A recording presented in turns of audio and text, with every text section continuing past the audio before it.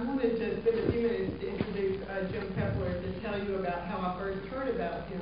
Was in the fall of 2005, I got a call or an email from someone who said, you need to come to Auburn to hear this photographer. He has this incredible collection of photographs relating to Alabama, and I think he might be looking for a home for them.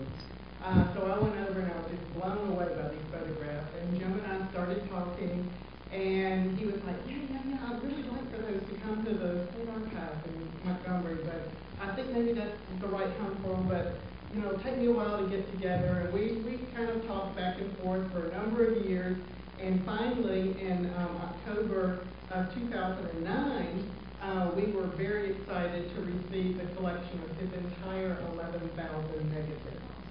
Since that time, we've been working diligently to try to get them scanned through some grants, and we have about 9,000 of them finished now. About 6,000 of them are available on our website. You'll get to see some of these today, but we urge you to come and look at them on our website and our digital collection, the special Jim Peppler photograph collection. But we're delighted that we were able to get him to come down and be an ArchiTreat speaker to tell you more about his career, his work here in Montgomery, these absolutely fascinating photographs that he has. He first came, I'm not going to say much about his career because he's going to talk about that. His time here in Montgomery, starting in 1965 as a staff photographer of the Southern Courier newspaper. After he left Montgomery, he went on to have a 38-year career as a staff photographer for Newsday in New York. He's now teaching, retired from that profession and teaching photojournalism, but we're really excited that he came back to Montgomery today to talk to us about the Jim Peppler photograph collection here at Alabama Department of Archives and History, as well as his perspective of race relations in Montgomery during the 1960s. So, welcome, Jim.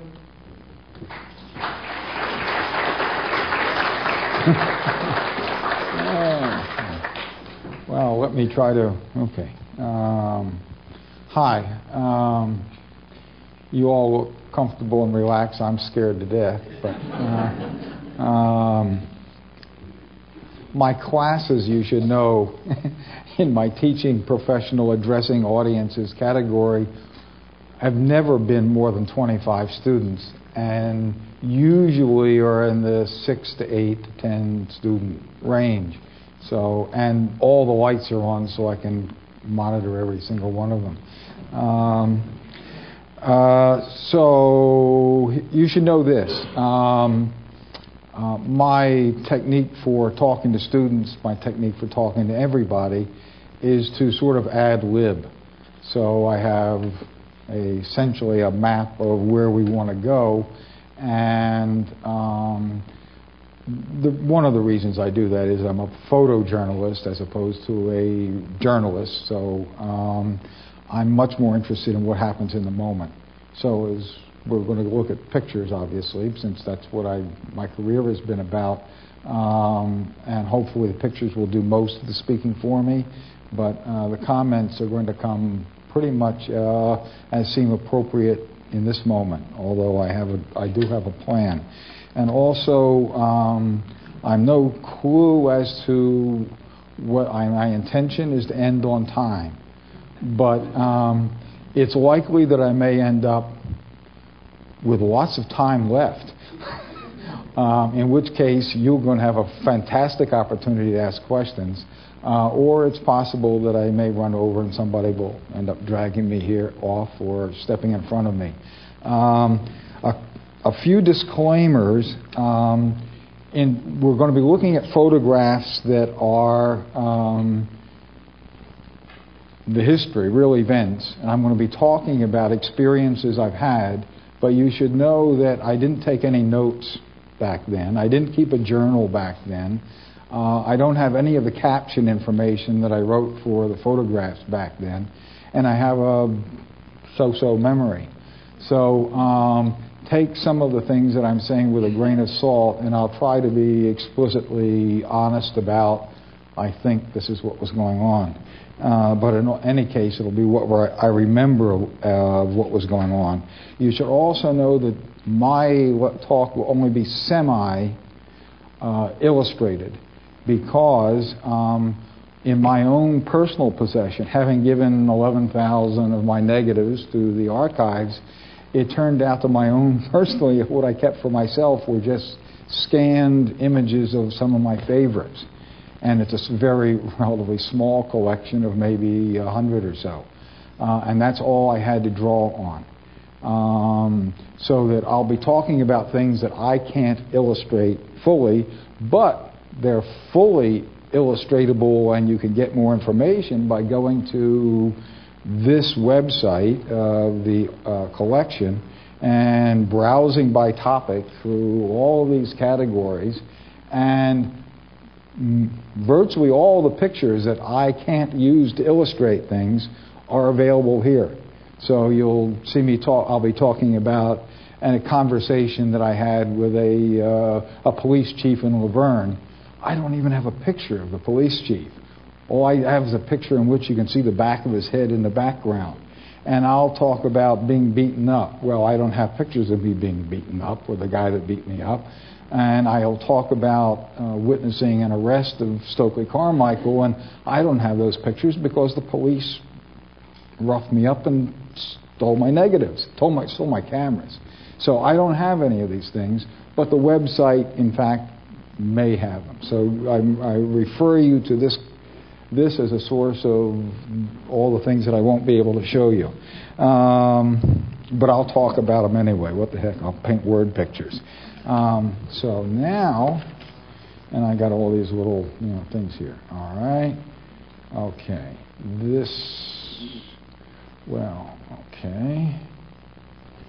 Okay. This is my show, the slideshow that will accompany me, and I will attempt to accompany it as best I can this way. Okay.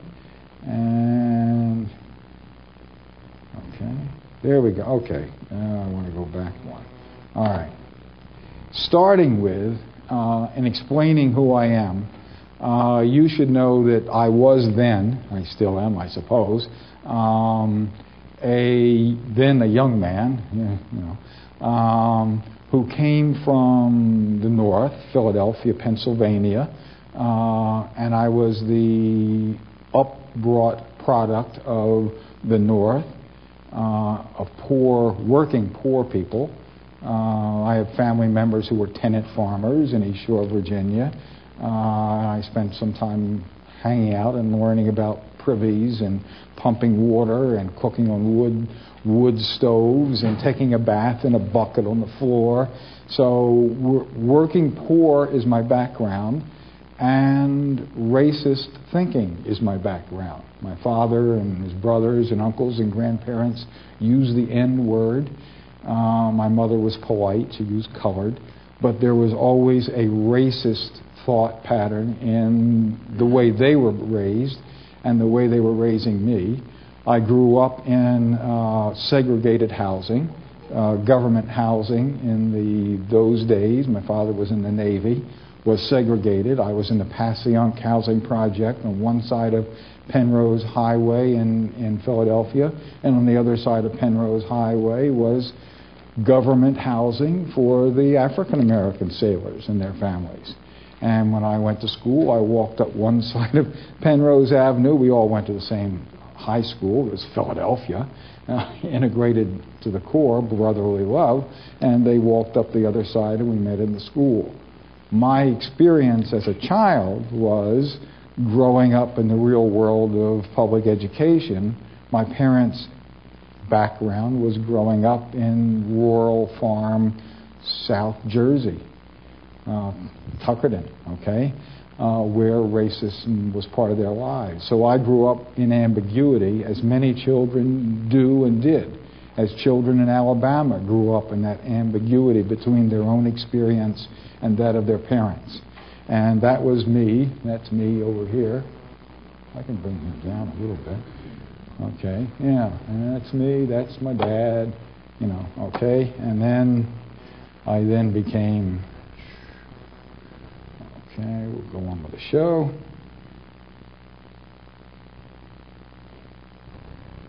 Okay. Hopefully it'll run and take care of moving. That's me as I came down here. So this is me having had a public school education, gone to Penn State University, become a journalist. Okay, somebody tell me why it just doesn't keep doing it.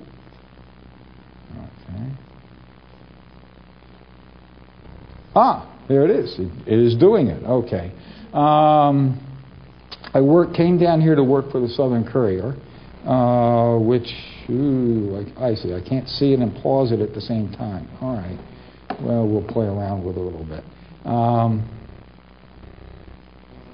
The Southern Courier was started because people from Harvard University were down here for the Selma and Montgomery March, and they read the local papers, and the Montgomery Advertiser had this enlightened idea that the back page, and at the bottom of the back page was a section called News of Our Colored Subscribers.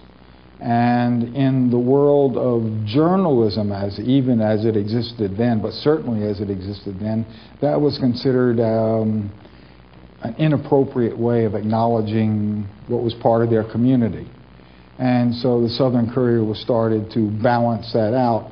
Journalistically, we were activists for journalism and started the Southern Courier newspaper to essentially report on the events of the civil rights movement, the events of the local community. That's one of our reporters there. This is covering an event, the election of Lucius Amerson, which I paused this to point out. Oh, good heavens. I don't know what I did. Oh, I pushed the wrong button. Okay. You'll see a lot of this. I'm not a technician. But back to gallery. I like that button. Okay. So now we're back at the gallery, and now we're back to the slideshow. But before I get to this slideshow, well, let's get to it so I can find it again. And we'll click along here. Okay. I want to show you the Southern Courier, where you can read about what the Southern Courier, and they have their own website, and this is what they were about, basically, was real journalism. So I encourage you to check out the Courier as best you can. And now let's go on with the slideshow, or we'll never get out of here. Okay. Yeah, it's showing. Okay. So I'm covering for the Southern Courier. The Courier's idea was to balance what we saw as between news of our colored subscribers and real journalism. In reality, we ended up essentially becoming the newspaper for the black community of Alabama. Okay, we're going to do that. Here we go. Okay. And as I did it again, didn't I? Okay, and Alan warned me about that button. He actually said there's a slideshow button, which is this, and there's a pause button, which is this, and then there is that button, which I don't want to ever touch. Okay. All right, so we got that straight, don't we? Okay.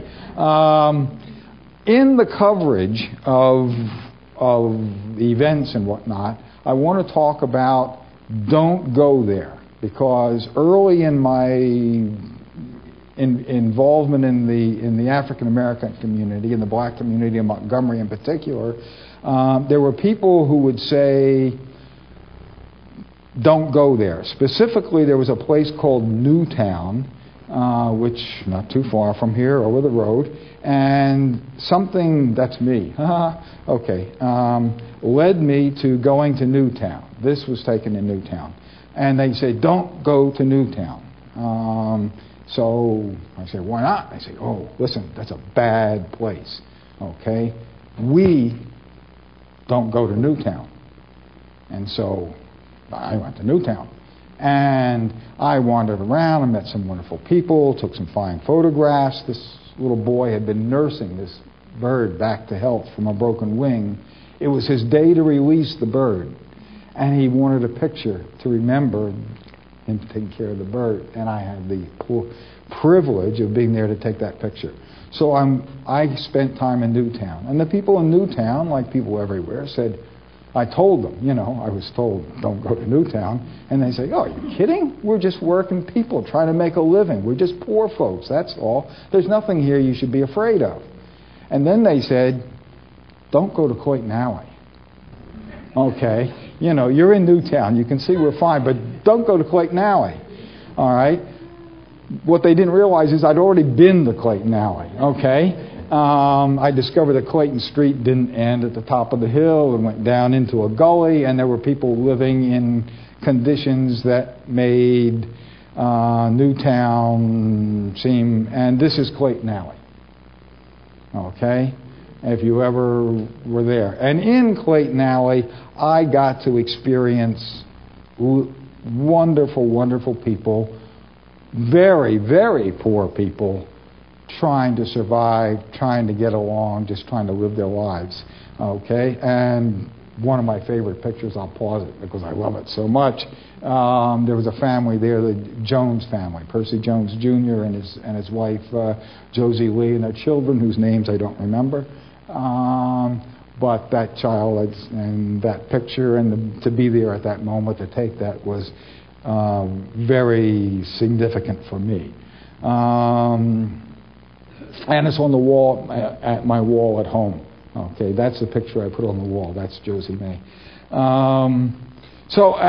That, of course, became part of going to these places that people say, don't go there.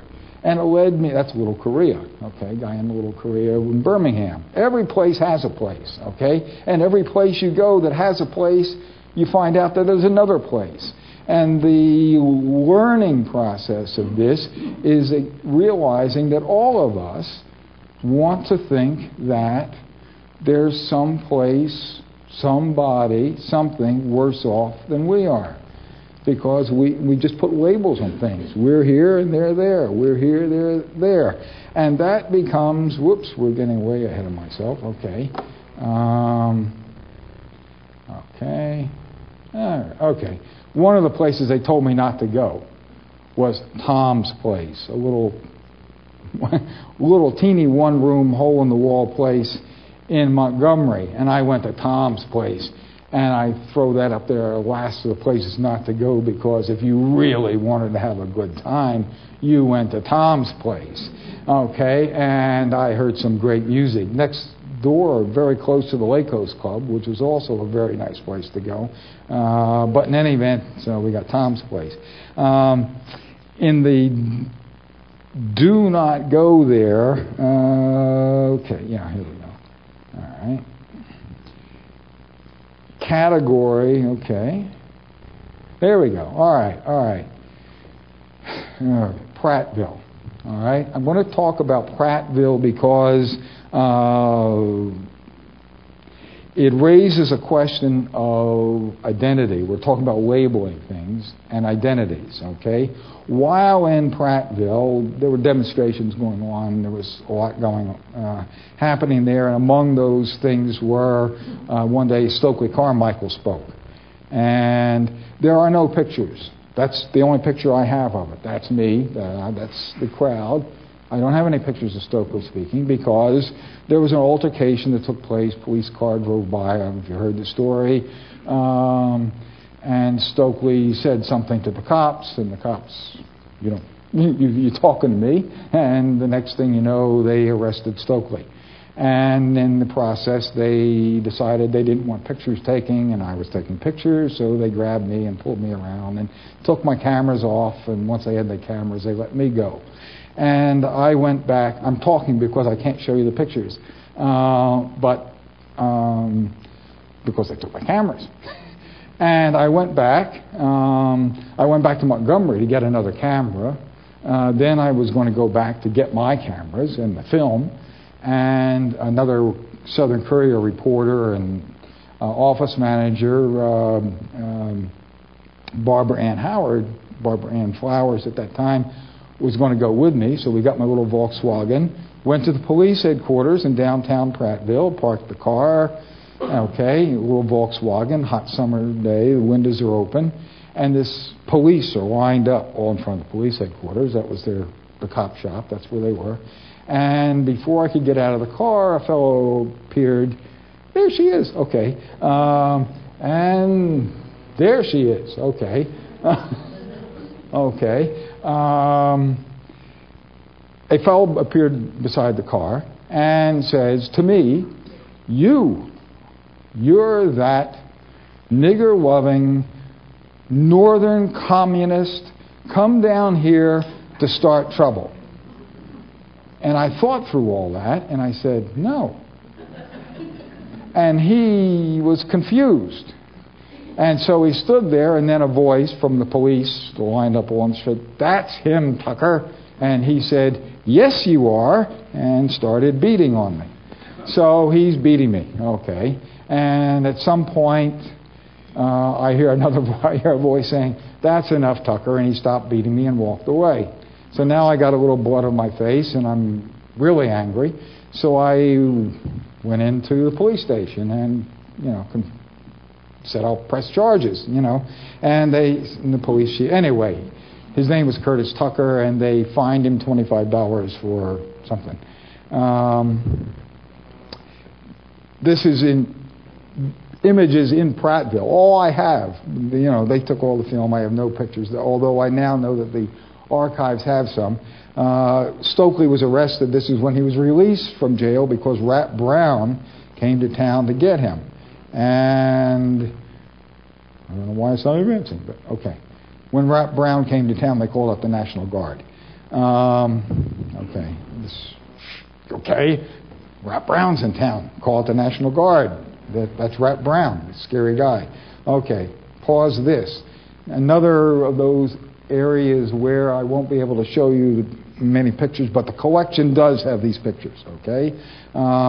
In this question of identity, on who you are and the circumstances, Tucker thought I was this nigger-loving communist northern, whatever. Okay, these people had another opinion of me. This guy here is the police chief of Laverne, Alabama. I was in Laverne to cover a demonstration. I'd gone into town to be there when the demonstration arrived. The police chief turned out was another Pennsylvanian. So he and I are talking in downtown Laverne, me and the police chief. And I have, shirt and tie, and I was clean-shaven then, okay, and I'm looking pretty good. And I'm with the police chief, and we're talking, and we're getting along because he's from Pennsylvania, I'm from Pennsylvania. He married a girl from Laverne, and he was a policeman in Pennsylvania, trooper or something, I think. Came there, and they made him police chief. Nice guy, very nice guy, in a hard job, at a hard time, in a hard place. While we're there, an older gentleman walks up, sees the two of us together, and comes up and says, hey, Chief, I hear there's niggers are coming to town today. And the chief is now uncomfortable. And he says, is Martin Luther King going to be with them? And the chief says, no, I don't think Martin Luther King will be here. And the guy says, too bad, I'd love to get my hands on that son of a bitch. We'd kill him. And you know exactly where we'd put the body on the creek down the road. He's very specific. And the police chief ended that conversation in a polite way and is very embarrassed. What I took from that is I had grown up in the neighborhoods that this police chief had grown up in. We had the same background. I grew up hearing that talk in my family and had that split identity that all children and adults have between what you hear and what you feel comfortable speaking to and what you know from your own experience. And here this poor guy lived, police chief, in a community where people felt comfortable walking up to the chief of police and discussing committing a murder and where they would dump the body, because in that community at that time they figured they could get away with it. And of course we all know that they did. And also an empathy for poor Harry Rawpack.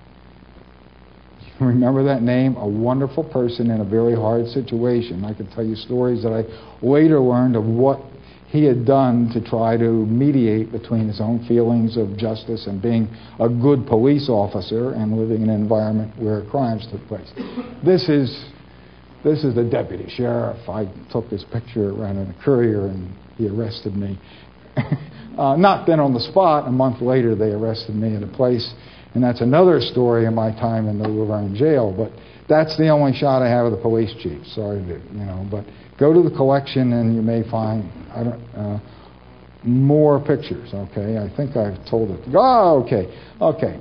Moving along to okay, we're getting there. We're getting there. Cotton fields. In terms of going places and doing things, I wanted to talk about the perspective of, it's told, the perspective of photojournalists, perspective of journalism really is to share, and reporters report, and photographers photograph. Whoa, is that going fast? Okay. Let's go back a little bit. People and events and situations in the world the way it really is. Being accurate, okay, and being sincere, showing people what's going on in the world. Showing them essentially both affirming and illustrating daily life of all of us as a way of letting us know, affirming ourselves, affirming the people that are in the pictures, and at the same time informing the people whose lives are different than that. So you get to understand and understand the world we live in, understand other people that share the world with us, that share our community. So I spent some time photographing in the cotton fields. And I picked a little cotton, but mostly I photographed other people picking cotton. And while there, another situation. Oh, I pushed the wrong button again. Okay. Back to gallery here. You'll see me doing this a few times. Don't be patient with me. Okay, now we're going to have to go back to the whole show and start over again. You know what? Let's let it run, and maybe it'll catch up to me at the time I finish telling you this story. Okay, yeah. All right. While I'm there in the cotton fields, I took pictures, got along well with people. You probably noticed that I have white skin. They knew it, but after a while they forgot it, just like I forgot it. And we're just hanging out. My buddy Norman Lumpkin was along with me. In any event, while there, we get back at the end of the day. Minnie Geisses was the lady who owned the land, the farm we were working at. And we're in her home, and we're relaxing, we're being ourselves. And there was a fellow in the group who was a member of the Nation of Islam, a group within the black community that believed in the lessons of Elijah Muhammad, among which is the teaching that white people with white skin, are the devil. Literally, incarnations of the devil. We're devils running around doing the devil's work and creating the empire of the devil on earth. And that's the way he saw me. Okay, the reverse of the N-word, okay? And he had seen me there all day, and he'd reached a point where he didn't like it that much. So in the middle of this environment, suddenly he puts an arm around my neck, puts a gun to my head. I see this gun at my forehead. He's behind me. And he says, how are you going to like it? I'm going to blow your brains out. Okay. I don't know if he called me anything, but he was going to blow my brains out, and I knew that, and I accepted it. And it was a situation where I'd been through enough to know that we could die. And the only thing I could think to say was, then I'll be dead, and you'll be in a lot of trouble. My best friend is in the room with us. There are a lot of other witnesses, and he's about to blow my brains out in front of a lot of witnesses, at least one of which is going to tell the truth about what happened. And I felt he'd be in a lot of trouble. And the lesson I got out of this is that, and it's a lesson that has to do with everything we're seeing, the lesson is that any time any of us do anything, it has an effect on us and has an effect on others. The effect on me was going to be I'd be dead. The effect on him was that he'd be in trouble. The effect for him is that he'd kill me, but then he'd be in a lot of trouble. Every time we do anything, there's an effect on us and an effect on others. And it had to do with, okay, now we can fast forward a little bit. Okay? Because this leads me, or hopefully it'll lead me, we'll let the pictures take us there, to talking about what I see as a theme, And it's part and parcel of knowing that our actions every day and every moment and every way affect ourselves and others, is that every day and every moment we make decisions about what's going on around us. Among those decisions is that there's the way things are, the status quo, and there's things that we could think of changing in it. And every day we make decisions about what to maintain about the way things are and what to change about the way we would like to be. Okay? We all knew that this was the way things were. There was one of your governors made a statement that in some ways reflected that when he stood on some place and said, segregation now, segregation tomorrow, and segregation forever. He was expressing the point of view of those people who felt that the status quo, the way things were, needed to be maintained, rigidly adhered to forever and ever and ever, and not die or change things, because legal segregation was considered to be for the best. The dilemma, of course, of that is that nothing ever stays the same.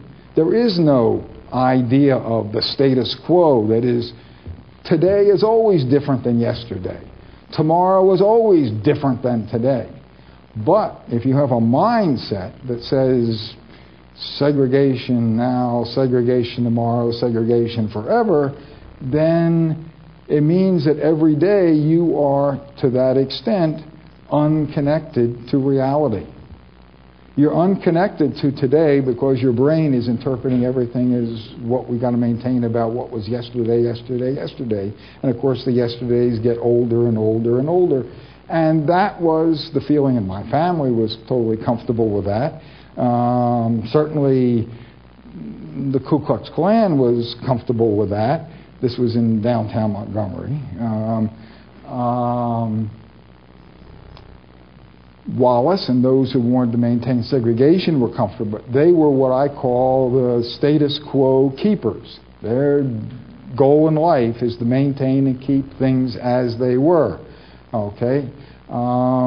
This leads me to telling the little family story that 67, I think it was, I was up north visiting people. There he is. There's my dad. Okay. And that's approximately what we looked like. No, it's not what we looked like at the time. I did not have a beard then. So this picture was taken it was probably taken a year after I left Alabama, because I immediately grew a beard again. All right. But in any event, Dad and I were driving through East Shore, Virginia, going down to visit site of some family of mine, and we drove past a field where the Ku Klux Klan was having a rally. And I said something about the Ku Klux Klan that was not very friendly. And my father pulled the car over. And my father said to me, Jimmy, when our house burned down, they had a farm outside of Pittsburgh, Pennsylvania, export. When our house burned down, the Ku Klux Klan fed us, clothed us, and gave us a place to stay. He said, that's what I know about the Ku Klux Klan. That's all I need to know about the Ku Klux Klan. And I never want to hear you say anything negative about the Ku Klux Klan in my presence ever again. And I said, yes, Dad. And I never did. Okay? To his death. He lived into his 90s. And this is taken sometimes later, we stayed friends. All right? The lesson I took from that was, one, I'd been in Alabama for 2 years. He'd never said to me anything against what I was doing. And so my respect to him was not to say anything negative about the Ku Klux Klan. And in fact, this is among the things that inform me when I'm taking pictures of the Ku Klux Klan. I'm photographing people that potentially could be family members. And it led me to another experience, Lowndes County. Okay, these are pictures that illustrate Lowndes County. There are no pictures that illustrate the story I want to tell you. Okay, in Lowndes County, it was the first time that African Americans had ever been on the ballot that could be voted for, okay?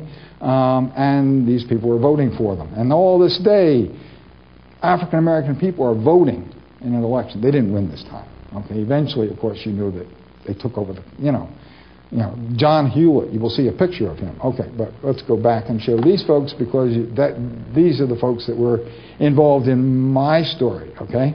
Yeah. Okay, they're being interviewed during that day.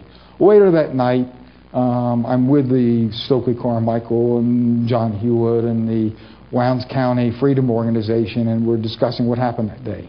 And word comes in that somebody was killed in Fort Deposit, that a man had come out of the polling booth and a cop had walked up and just shot him to death. And so Stokely Carmichael freaked out, and the next thing I know, Stokely Carmichael had a rifle in his hand. And he climbed on, and the next thing I knew, everyone in the room had rifles and shotguns. And they all climbed in the back of a pickup truck and took off heading for Fort Deposit, I think it was.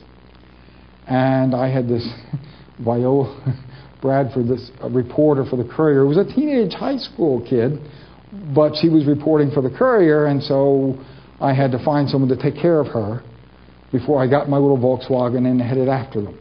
And I'm driving along in the Volkswagen. Moment of intense challenge. At one moment, I was doing 80 miles an hour. Another moment, I was doing like maybe 2 miles an hour looking for reverse. Okay? And I went back, not sure if I really wanted to drive into Fort Deposit in the middle of a gunfight. I was a young first job I ever had as a journalist, not necessarily signed up for war correspondent duty. All right. But I did. I went into Fort Deposit, and it was very quiet. And I went to the police headquarters thinking that's where the shooting will be. And it was very quiet. And in an inspiration of stupidity and journalistic integrity, I walked into the headquarters of the Fort Deposit Police Department, which was as filled with white deputies and sheriffs and, people that carried guns for the establishment, all in a room together, as many, maybe more than there had been at the church where we'd had the meeting earlier. And there I was, and they all knew who I was because I'd been there taking the picture all day. And so they I'm in the middle of the room, and they all surrounded me, and they kept on picking on me of who I was. Not only the nigger-loving communists from the North, but this theme they had, what do your parents think of what you're doing? Traitor to your color. And they had me in tears. One of those times when I had to confront my own identity, acknowledge different from my family's identity in terms of what we felt about things, and they had me in tears. And at some point, I was so tearful and wimpy and that I embarrassed them. And they all walked away. I'm standing in the middle of them crying, and I said, "Can I leave?" And they said, "Get out of here." And so I left. And then I later learned that that's John Hewitt, who eventually became probate judge. That time, I can speed this up. Okay. I guess I have to speed this up. Okay, we'll just let the pictures run, and I will talk through some of the issues, okay? These are pictures showing those who believe in changing the status quo. And of course, the challenge for those who want to change the status quo is whether you're going to help it to evolve or whether you're going to cause it to revolve, and you're either going to evolve it or revolt it. Okay? And how intensely you want things to change when you feel that change has to take place. And we all face this every day because things are changing. Every day we decide what in our lives, what in the world around us we want to maintain and what we want to change. And I'm suggesting that the questions to ask yourself when making those decisions are, in terms of what to maintain, ask yourself who benefits from maintaining this and who suffers from maintaining this? The same question in terms of making changes. Who benefits from making these changes, and who suffers from making these changes? And if we're scrupulous in these are the changed world. I won't have time to talk about this, but I left the Southern Courier when Dr. King was killed, covering his funeral, informed me for the first time that what I'd been experiencing this microcosm of Alabama had been an experience of America, of the entire country. The changes that were taking place were changes that affected the entire country, and that I had participated in something that was the larger community of all of us. And when you talk about this little thing of acting locally and thinking globally, every day, everything we do locally is affecting the world globally. Okay, and it's important to remember that, because in all the small things we do, we are affecting. Why are we affecting the whole world? Because it's all going on in this moment. Everything that's happening in Iraq and Iran and Lima, Peru, and South Philadelphia and Montgomery, Alabama is part of this moment in life. And what we do to participate in it, in deciding what to maintain and what to change, is important, and to ask ourselves who benefits and who suffers in everything we do. Ta-da. Okay. That's what I'll end with. Okay. Right on time. Okay. We now have time to take questions. Please remember to raise your hand if you have a question. Let us give you a microphone and speak directly into the microphone so that it can be recorded. Thank you. Questions? No question. Oh, a question. I guess my question is, growing up with the mindset that you did grow up with, what was it that really, I guess, made you different to want to explore? You know? Okay. There's actually a story in that, but the short answer is that my experience. It's when we're having life experiences, we can experience them on the immediate level, what's going on, and we can experience them in the thinking level and what we think about it. Adults are always planning. They're seeing what's going on in front of them in terms of how it's going to affect tomorrow and the next day. Kids experience the moment in terms of, boy,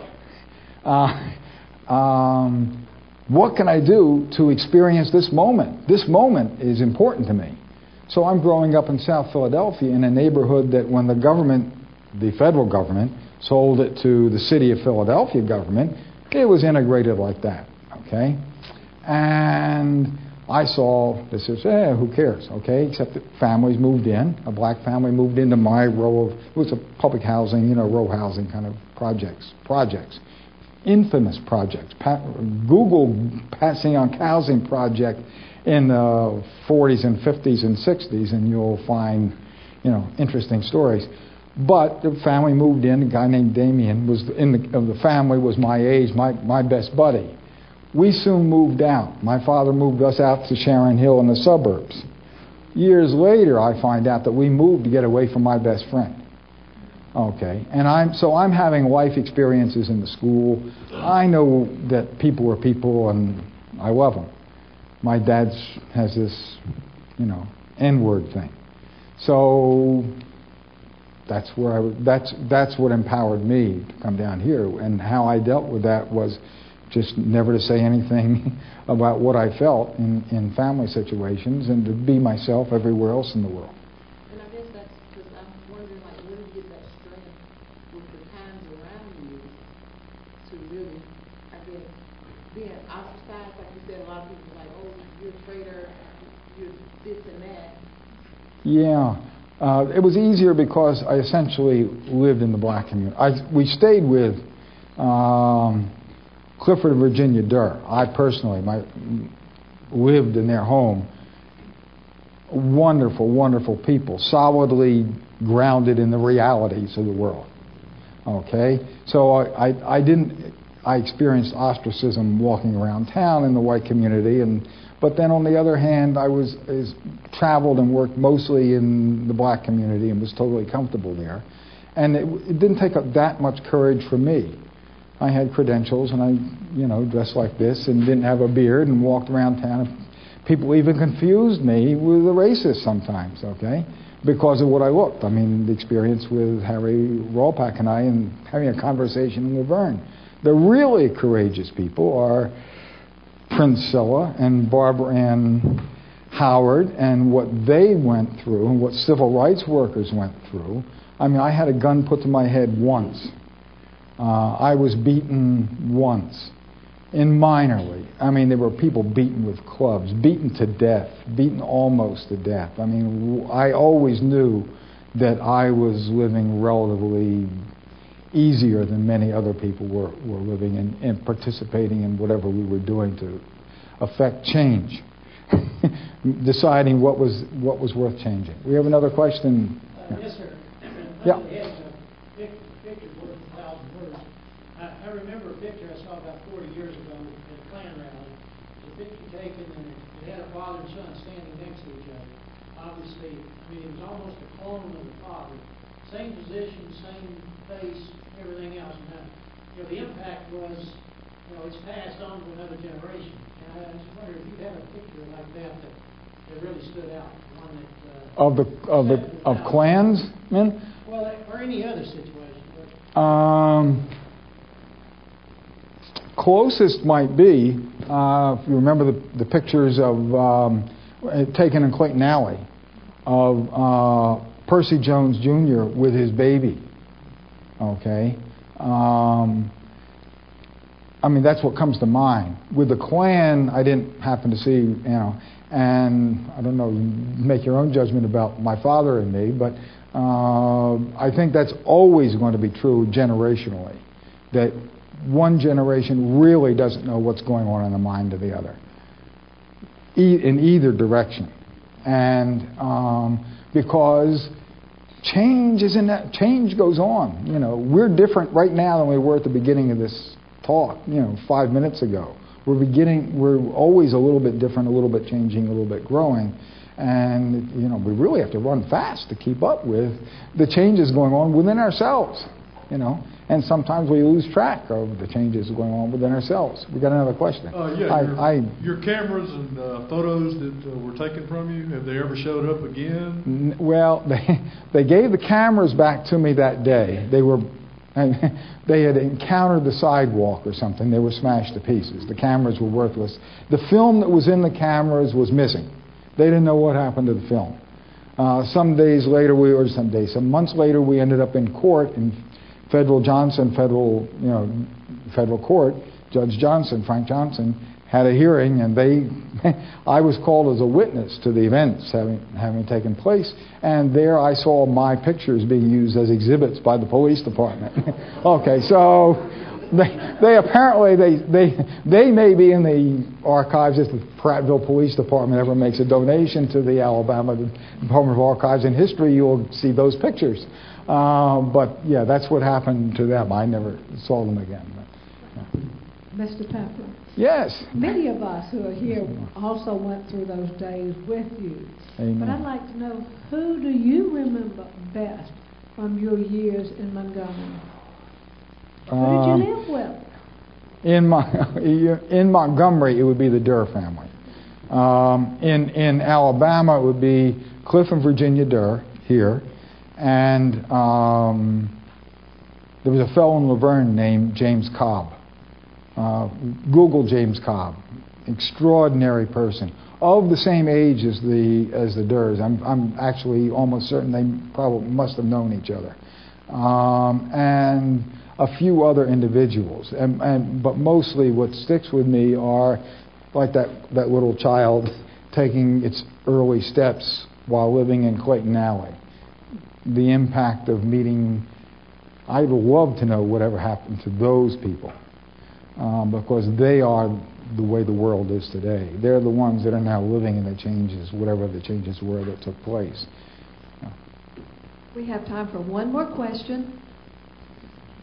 Good heavens. If you got to know Martin Luther King Jr. or got to know George Wallace or talked with any of those people, and if so, what were your impressions of them? Oh my. I got to meet both of those people to talk. Well, I've talked with Wallace while meeting him to take some pictures at one event. I never had a long, I was the photographer. The reporters did the talking.